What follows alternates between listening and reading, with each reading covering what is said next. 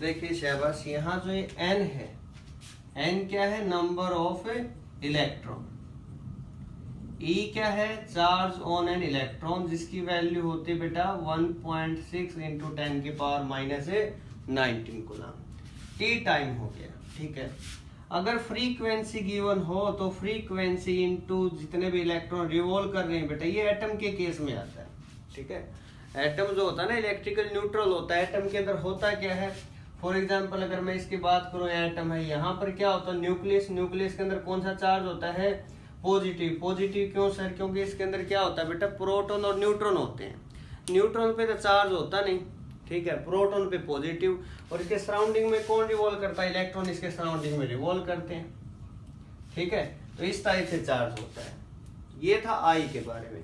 अब ये बताओ शाबाश, जो करंट है इसकी यूनिट क्या होगी? एम्पियर। क्या यूनिट होगी? एम्पियर। कैपिटल ए से इसको रिप्रेजेंट करते हैं, ठीक है। नंबर 2 डायरेक्शन, कि सर डायरेक्शन क्या होगी? तो डायरेक्शन क्या होगी बताएं शाबाश। तो direction same as that of positive charge, same as that of positive charge. जिस डायरेक्शन में पॉजिटिव चार्ज मूव करेगा वही डायरेक्शन होगी इलेक्ट्रिक करंट की। या फिर आप बोल सकते हो opposite to the flow of electrons, flow of electrons के अपोजिट। ऐसा क्यों? क्योंकि जिस टाइम पर डिस्कवरी की गई थी उस टाइम पर जो इलेक्ट्रॉन थे उन्हीं की खोज हुई थी, ठीक है। पॉजिटिव चार्ज उस टाइम अननोन था, कुछ आइडिया पॉजिटिव चार्ज के बारे में नहीं था, तो इसलिए जो डायरेक्शन थी ये दी गई। अब क्वेश्चन ये आता है कि सर जो करंट है वो वेक्टर है या फिर स्केलर है या फिर टेंसर है? तो वैसे तो इलेक्ट्रिक करंट एक टेंसर क्वांटिटी होता है, अगर ऑप्शन में अवेलेबल है तब।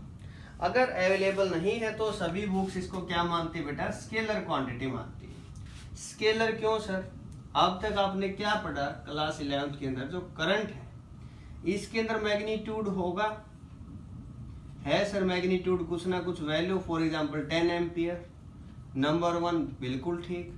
नंबर 2 डायरेक्शन, हाँ सर डायरेक्शन भी है इसकी करंट की, opposite to the flow of electron. Number 3, क्या ये वेक्टर एडिशन रूल को ओबे करता है?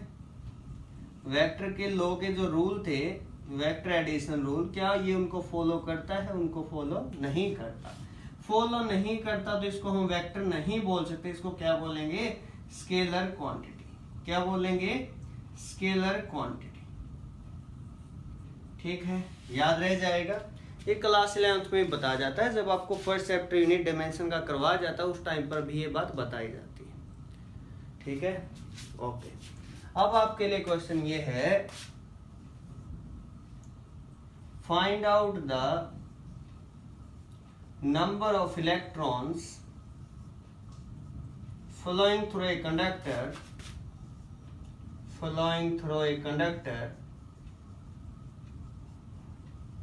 in 1 second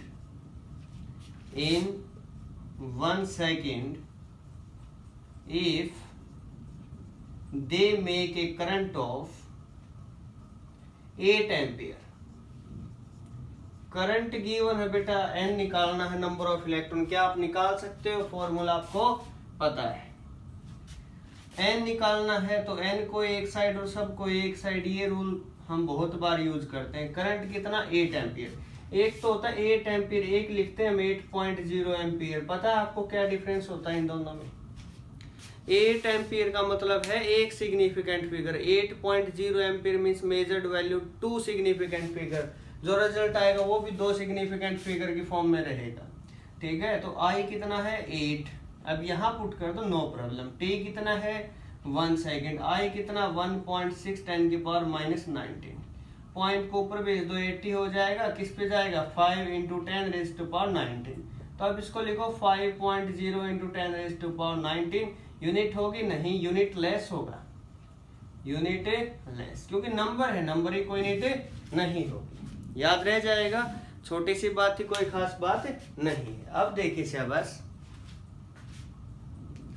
अब हम बात करते हैं कंडक्टर, इंसुलेटर और सेमीकंडक्टर के बारे में, ठीक है।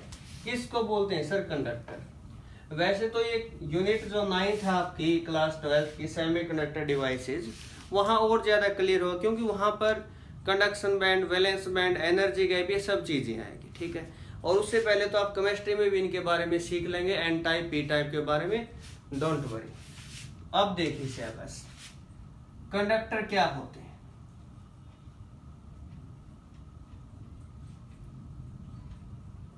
Number of free electron present रहते हैं बेटा आउटर सेल में। ठीक है, इन आउटर सेल, किसी भी कंडक्टर की बात कर रहा हूं, in outer shell large number of free electrons are present, large number of free electrons are present. इनको क्या बोलते हैं? वैलेंस इलेक्ट्रॉन बोलते हैं। क्या बोलते हैं? Valence electron. जैसे इसको किसी फील्ड में रखा जाएगा तो वैलेंस इलेक्ट्रॉन वहां से मूवमेंट कर जाएंगे। ठीक है, जिसकी वजह से करंट बनता है। ठीक है, उसको बोलते हैं कंडक्टर, या ऐसा बोल सकते हैं those substances which conduct electricity easily, those substances which can conduct electricity easily, जो इलेक्ट्रिसिटी को इजिली कंडक्ट कर लेते हैं उनको हम बोलते हैं बेटा कंडक्टर। ठीक है जी, ये बात तो क्लियर हो गई। अब देखिए से बस इंसुलेटर किसको बोलते हैं। इंसुलेटर में क्या खास बात होती है बेटा? इंसुलेटर में कोई फ्री इलेक्ट्रॉन नहीं होता, नो फ्री इलेक्ट्रॉन, कोई फ्री इलेक्ट्रॉन प्रेजेंट नहीं होता। अगर इसे एक्सटर्नल सोर्स में रखा भी जाए ना तो इलेक्ट्रॉन मूवमेंट तो कर लेते हैं, लेकिन वहां तक नहीं पहुंच जाते, फिर से डाउन हो जाते हैं। ठीक है, उससे बाहर नहीं निकल पाते। तो insulator no free electron present. ठीक है, ग्लास है, रबर है, प्लास्टिक है, ये सभी इसके एग्जाम्पल है। ठीक है ना, ग्लास है या फिर रबर, प्लास्टिक एटसेट्रा। होता क्या इसमें, जो इनका एनर्जी गैप होता है ना कंडक्शन वैलेंस, वो बहुत ज्यादा होता है, नियर अबाउट 6 इलेक्ट्रॉन वोल्ट के इक्वल होता है। डायमंड केस की अगर बात करें 6.1 इलेक्ट्रॉन वोल्ट इसके इक्वल होता है। तो ये जो गैप है, एनर्जी गैप, ये आप बाद में समझेंगे, इसकी अभी कोई नेसेसरी नहीं है कि आप समझेंगे इसको। सेमी कंडक्टर क्या होते हैं? सेमी कंडक्टर नाम से पता चल रहा है, सेमी कंडक्टर, जो आधे कंडक्टर है और आधे इंसुलेटर है। अगर मैं बात करूं 0 केल्विन टेम्परेचर, तो सेमी कंडक्टर जो होता है वो बिहेव करता है like insulator, behaves like insulator, insulator की तरह बिहेव करता है। और अगर बात करें एट 300 केल्विन रूम टेम्परेचर की अगर बात करूं, तो उस के ऊपर सेमी कंडक्टर बिहेव करता है, behave as an insulator, behave as an insulator. जो चिप वगैरह बनाई जाती है सेमी कंडक्टर किसकी होते हैं? वो सिलिकॉन या जर्मेनियम यूज की जाती है। ठीक है, एग्जांपल हो गए बेटा सिलिकॉन और जर्मेनियम। ठीक है, तो ये था इसके बारे में। अब आइए शाबाश हम बात करते हैं relation between current and drift velocity. तो समझते हैं उसके बारे में। देखिए शाबाश, रिलेशन करते हैं करंट एंड ड्रिफ्ट वेलोसिटी। पहले तो मैं आपको बता दूंगी ड्रिफ्ट वेलोसिटी होती क्या है, किसको बोलते हैं ड्रिफ्ट वेलोसिटी। डायग्राम के अकॉर्डिंग क्लियर करते हैं बेटा, ड्रिफ्ट वेलोसिटी बोलते किसको है, फिर उसके बाद हम रिलेशन करेंगे। ठीक है, रिलेशन डायरेक्ट रिजल्ट हम आपको बता दूंगा, ट्रिक कैसे याद रखना है। पहले तो हमें ये पता करना है कि सर ड्रिफ्ट वेलोसिटी जो है वीडी बोलते किसको है। नंबर 2, हमें किसके बारे में बात करनी है? हमें बात करनी है relation between current and drift velocity. सुन लो, I is equal to N E A V T, I is equal to Veena, Veena नाम होता है ना किसी का, तो वही वीना है। ठीक है, याद रह जाएगा। V से वी डी, ई से ये इलेक्ट्रॉन दिख रहा है, N से स्मॉल n, A से E, याद रह जाएगा। रिलेशन कोई इंपॉर्टेंट नहीं है, आप अभी याद रख ली, बताओ आपने। ठीक है, इसको याद करना है, कोई मुश्किल काम है? बिल्कुल आसान है। ठीक है, I is equal to Veena, कोई चक्कर में पढ़ने की जरूरत नहीं है। ठीक है, अब वीडी की बात करता हूं। ये कोई कंडक्टर है, सपोज ये कोई कंडक्टर है, तो इसके अंदर इलेक्ट्रॉन होते हैं बेटा, large number of free electron है। जब तक यहां पर हम एक्सटर्नल फील्ड अप्लाई नहीं करते, मींस यहां पर मैंने फील्ड तो बना दिया लेकिन मैंने की को ओपन रखा, कोई करंट नहीं है, 0 करंट है, की ओपन है यहां पर। ठीक है, की ओपन है तो क्या होगा? क्या इलेक्ट्रॉन मूव करेंगे? नहीं करेंगे। करेंगे भाई, कैसे करेंगे मूव?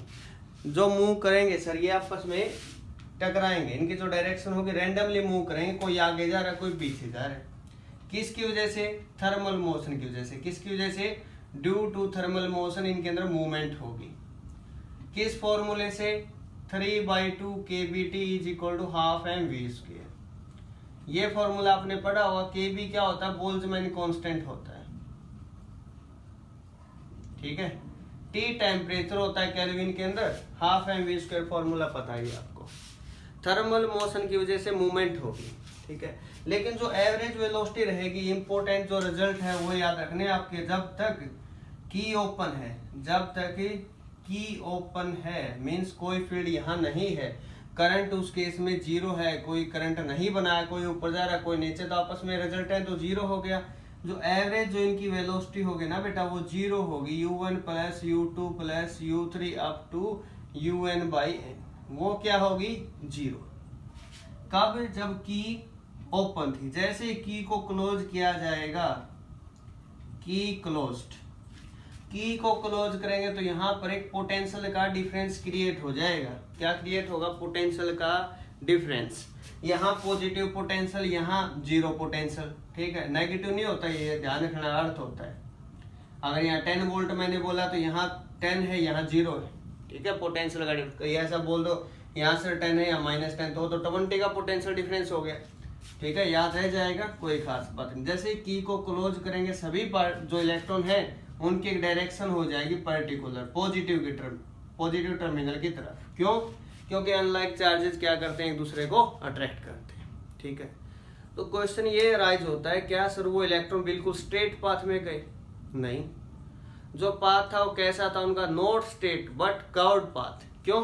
कोलिजन हुआ अभी रास्ते में टकराए हो। कैसा पाथ है? यहाँ पर कर्व्ड पाथ है। करंट तो बनेगा उसे, लेकिन पाथ कैसा है? कर्व्ड। आपको याद रखना बेटा ये चीज, ठीक है। यहाँ से जो जिस स्पीड से इस एक पॉजिटिव टर्मिनल की तरफ ड्रिफ्ट हुए उस स्पीड को क्या बोलते हैं? Drift velocity.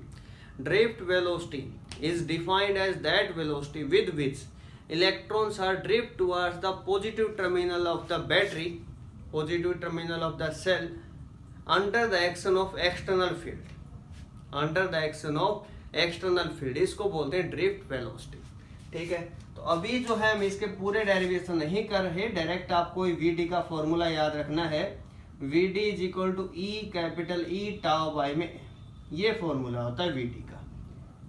वीडी क्या है मैं आपको बता देता हूँ, जब डेरिवेशन की जरूरत पड़ेगी हम करेंगे, अभी आपको डायरेक्ट फॉर्मूले लर्न करने हैं। V D with the drift velocity, drift velocity. E क्या है? Charge on electron, charge on an electron. Capital E क्या है? External electric field applied. क्या है? External electric field, external electric field. Tau क्या है? Relaxation time. ये क्या होता है सर? हमने तो पहली बार ही सुना। रिलैक्सेशन टाइम, रिलैक्सेशन टाइम होता है बेटा time between two successive collision is called relaxation time. Time between two successive collision, time between two successive collision is called relaxation time, is called relaxation time, is called relaxation time। हो जाएगी ये relation, आपको याद रखनी है। ई capital E tau by में M.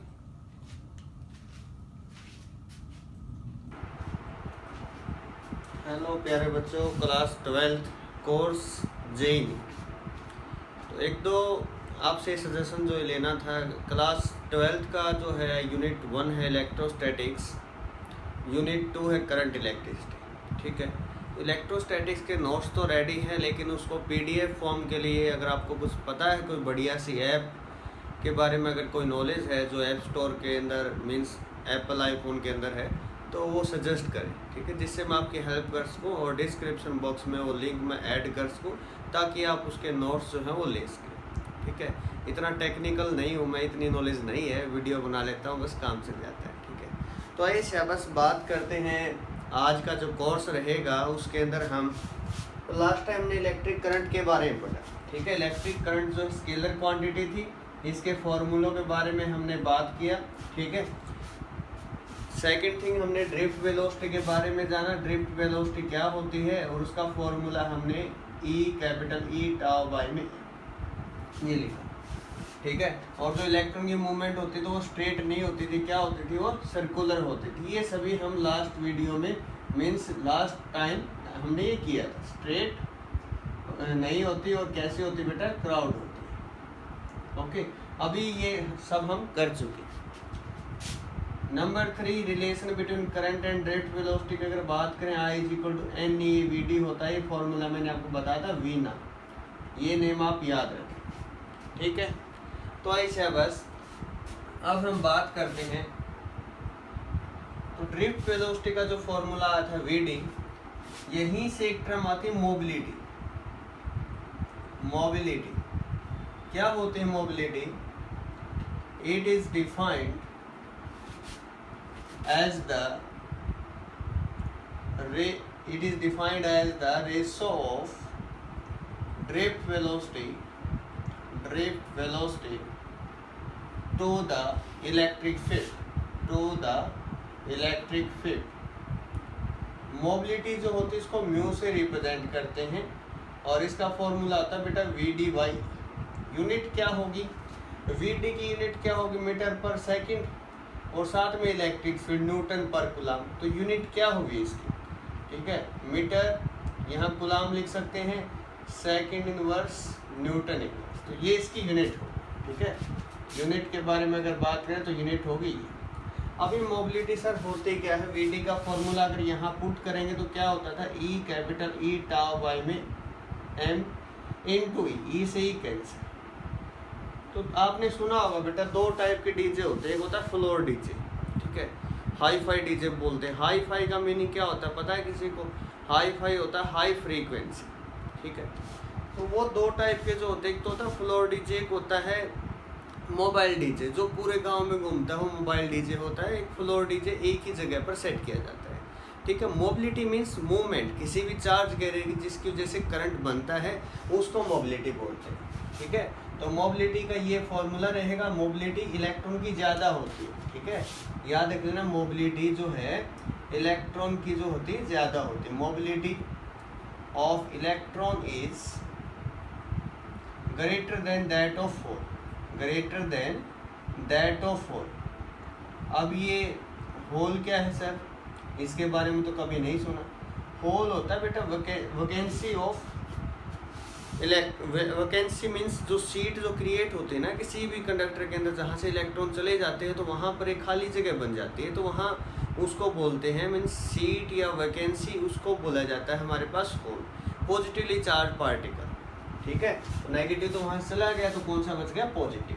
तो ये था मोबिलिटी के बारे में, ओके, नो प्रॉब्लम। अब हम एक बार ये रिलेशन इसको डिराइव कर लेते हैं, समझ लेते हैं। तो देखिए से बस ये कोई कंडक्टर है सपोज, ठीक है, कोई वायर है सिलेंड्रिकल, ये एरिया बेटा, एरिया जो है ना ये क्रॉस सेक्शनल एरिया होता है, cross sectional area, complete area नहीं होता, cross sectional area. Sir cross sectional area क्या होता है? तो क्रॉस सेक्शनल एरिया क्या होता है? साइड में जो एरिया आप देख पा रहे हो ना, इसको बोलते हैं, ये इसकी सपोज लेंथ है, यहाँ इसके अंदर large number of free electron है, इसको पॉजिटिव टर्मिनल से इसको नेगेटिव टर्मिनल से कनेक्ट किया है। तो जो इलेक्ट्रॉन है वो कहाँ भागेंगे? पॉजिटिव टर्मिनल की तरफ। क्यों? Unlike charge attracted each other. किस स्पीड से भागेंगे? वी स्पीड से, ओके। वी यहाँ पर क्या है? पोटेंशियल का डिफरेंस है। सारी चीजें मैंने इसके अंदर क्लियर कर दी, ठीक है। ई इलेक्ट्रिक फील्ड हमने यहाँ अप्लाई किया। आपको ये फॉर्मूला जब डिराइव करना था बेटा, दो ही चीजें याद रखने, I is equal to q by t, I is equal to q by t. तो इस फॉर्मूले से करें कैसे? Q का फॉर्मूला क्या होता है? Q is equal to plus minus N ही होता है।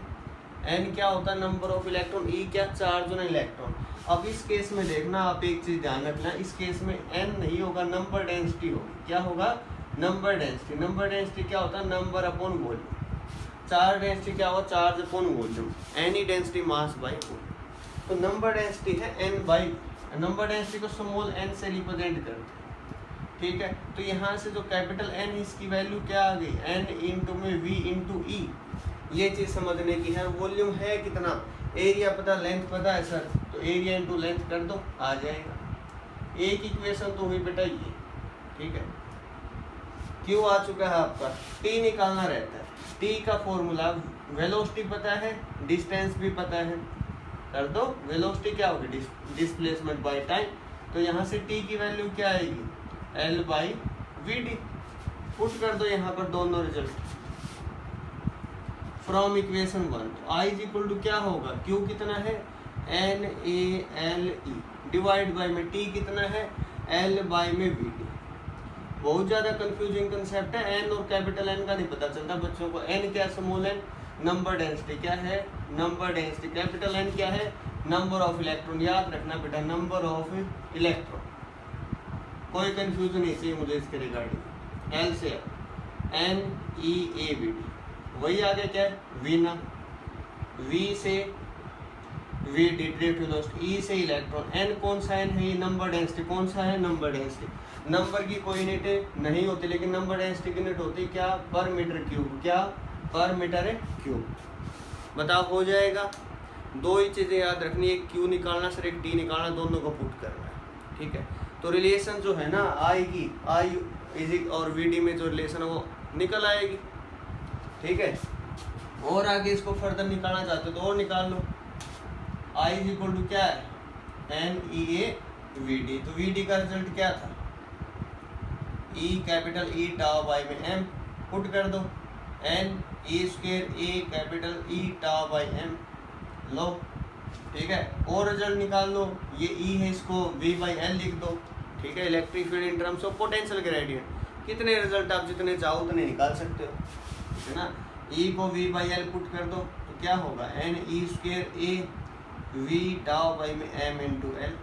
लो, बहुत सारे रिजल्ट आप यहाँ से निकाल सकते हो, ठीक है। तो ये था इसके बारे में रिलेशन। अब हम करते हैं इलेक्ट्रिकल रेजिस्टेंस क्या होता है सर, किस किस पर डिपेंड करता है। एक्चुअल में जो रिलेशन होती है वो क्या होती है, क्या वो R is equal to rho L by A होती है या कुछ और होती है जिससे उसको डिराइव किया जाता है, deduction of Ohm's law. Ohm's law तो हम बहुत बार पढ़ते हैं, उससे पहले हम इलेक्ट्रिकल रेजिस्टेंस के बारे में पढ़ते हैं, किस किस पर सर वो डिपेंड करता है और कैसे करता है। तो आइए से बस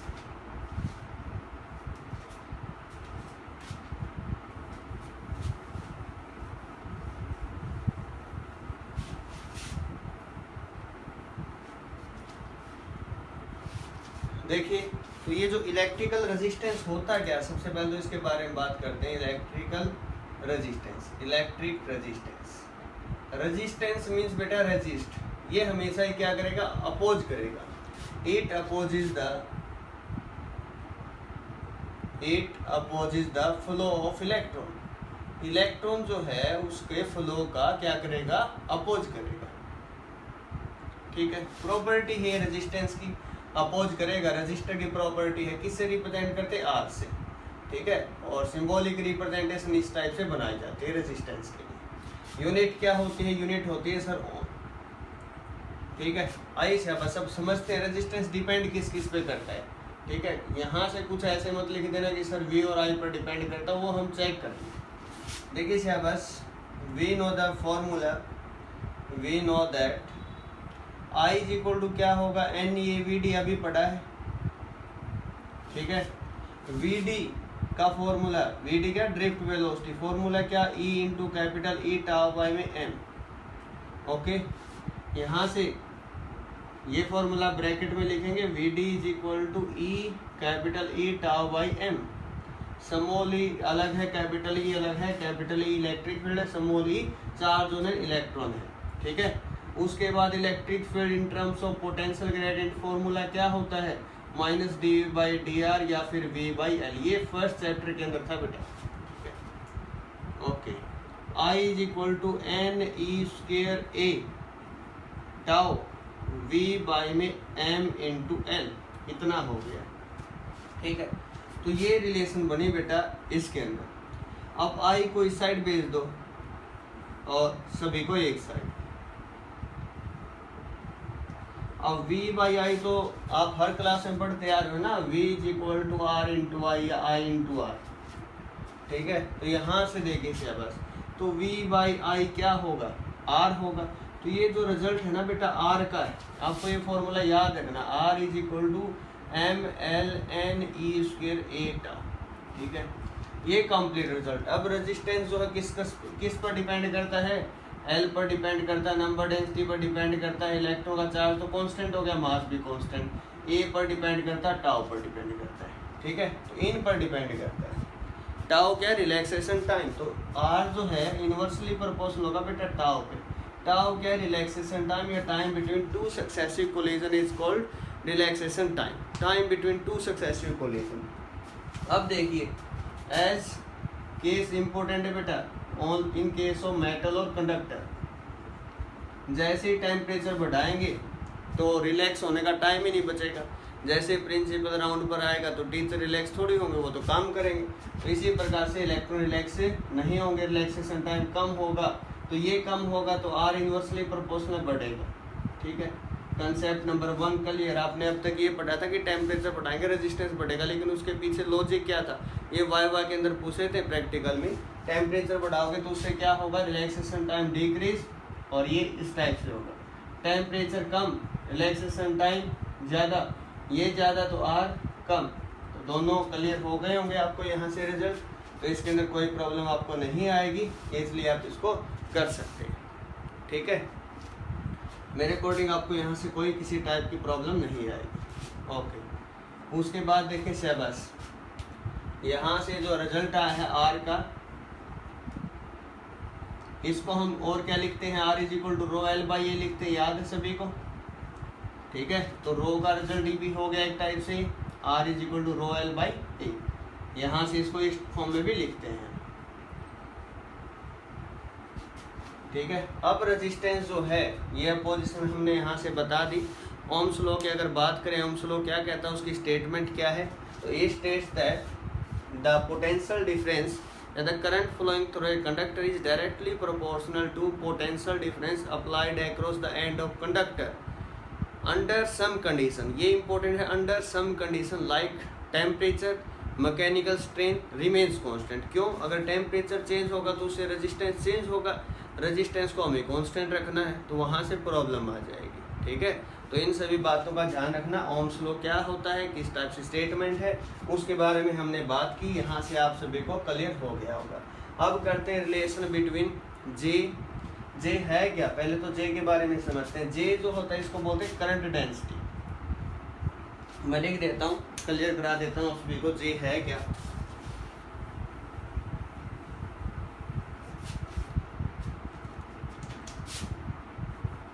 करंट डेंसिटी, करंट एक स्केलर क्वांटिटी, लेकिन करंट डेंसिटी एक वेक्टर क्वांटिटी, याद रख लेना। करंट डेंसिटी जे से इसको रिप्रेजेंट करता है, वेक्टर क्वांटिटी। ठीक है, J is equal to I by, it is defined as the ratio of current divide by area. ठीक है, या आप इसको ऐसा भी लिख सकते हो, I is equal to J dot D या डी एस। ठीक है, तो होता है क्या है, फॉर एग्जाम्पल इस टाइप से कोई कंडक्टर है, एरिया की डायरेक्शन तो नॉर्मली होती है। ठीक है, ये एरिया की डायरेक्शन है, फील्ड ये जो है करंट डेंसिटी वो इसी डायरेक्शन में रहेगी चार्ज की वजह से।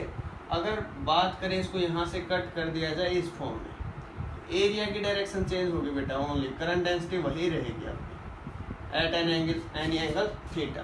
तो जे जो है उसको लिखेंगे current I divide by area. Area small area होगा, उसका कंपोनेंट यहाँ है कोस थीटा, तो I is equal to J into D A cos theta. ठीक है, करंट भी स्मॉल होगा इसकी वजह से उस पॉइंट पर। तो यहाँ पर आई का अगर इंटीग्रेशन लेंगे तो बेटा ये होगा। इसको हम कैसे लिखते हैं? कोस जब भी होगा तो उसको डॉट की फॉर्म में लिखते हैं। एरिया एक vector quantity, current density vector quantity. I by unit क्या होगी आई के लिए? एम्पियर, एरिया के लिए मीटर स्क्वायर, तो ये इसके लिए यूनिट होती है। ठीक है, तो करंट डेंसिटी था ये। Current density is a vector quantity whereas current is a scalar quantity. Current scalar, current density क्या है? Vector quantity. उसके बाद आई सेबस, सुनेगा क्या? रिलेशन करते हैं, देखिए सेबस, relation between J sigma and E. तो अब तक जो हमने पढ़ा I is equal to N E A V D. Okay, V D को हमने लिखा N E A, we D को हम क्या लिखते हैं? ई टाउ बाई में एम। ई तो आ गया यहाँ से। ठीक है, N E square A tau by में M into. Okay, I by A को इस साइड भेज दो, आई बाई ए। क्या बचा n E square tau m by. ये रिजल्ट किसका है नहीं पता, ये रिजल्ट तो याद होगा अभी निकाला एम एल एन ई स्क्वायर ए टाउ। ठीक है, इसको थोड़ा ऐसे लिख दो, ऐसे लिख दिया तो ये रो नहीं बन गया resistivity, R is equal to rho L by A, तो रो की वैल्यू बन गई। ये इसका अपोजिट है तो हम इसको तो क्या बोलेंगे आई बाई ए को जे, और इसको क्या बोलेंगे one by rho. One by rho resistivity conductivity की रेसिप्रोकल होती है, ऐसी बात आपने पढ़ ली होंगी, नहीं पता तो मैं बता देता हूँ। एक होता है कंडक्टेंस, जी से लिखते हैं रेसिप्रोकल ऑफ रेजिस्टेंस, एक होता है कंडक्टिविटी रेसिप्रोकल ऑफ रेजिस्टिविटी। ठीक है, तो ये कुछ फॉर्मूले रहते हैं। उम्मीद करता हूँ आज जो किया है ये आप सभी को क्लियर हुआ होगा, समझ आया होगा। Okay, thanks for watching.